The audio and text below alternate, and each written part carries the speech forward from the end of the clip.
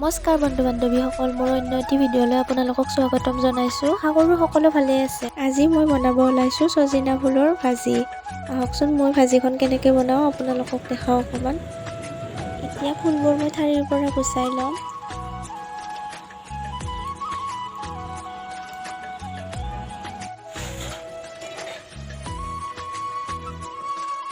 ফুলবোৰ গুচোৱা হৈ গ'ল, এতিয়া মই ভালদৰে ধুই ল'ম।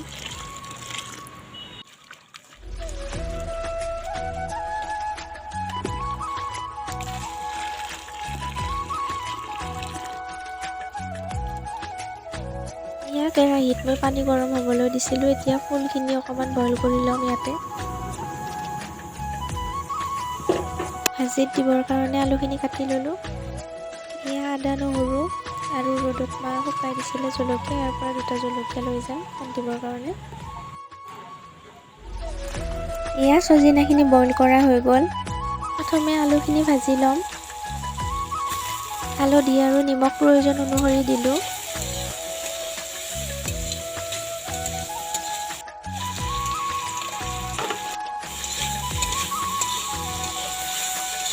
আলুখিনি ভালদৰে ভজা হৈ গ'ল। এতিয়া পিঁয়াজ আৰু জলকীয়া, আদা নহৰুৰ পেষ্টখিনি দি দিম ইয়াতে। এইখিনি ভালদৰে ভাজি লৈ ইয়াতে অকণমান হালধি দি পেলাই ফুলখিনি দি দিলোঁ ইয়াতে।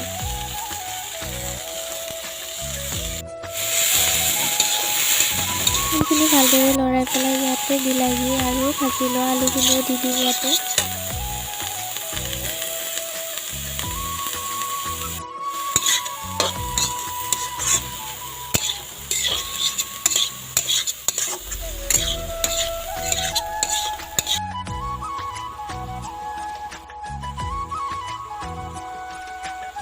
ভালদৰে লৰাই থাকিব যাতে এইখিনি লাগি নধৰে। এয়া আমাৰ ভাজি ৰেডি হৈ গ'ল। আপোনালোকে এনেকৈ বনাই খোৱা নাই যদি এবাৰ বনাই খাবচোন, খাবলৈ বহুতেই টেষ্টি হয়। আজি আমি দুপৰীয়াৰ সাজ এনেকৈ খালোঁ। আৰু যদি ভিডিঅ'টো চাই ভাল পালে তেতিয়াহ'লে লাইক, কমেণ্ট আৰু শ্বেয়াৰ কৰি দিব। আৰু যিসকলে চেনেলটো ছাবস্ক্ৰাইব কৰা নাই ছাবস্ক্ৰাইব কৰি দিব। Thank U.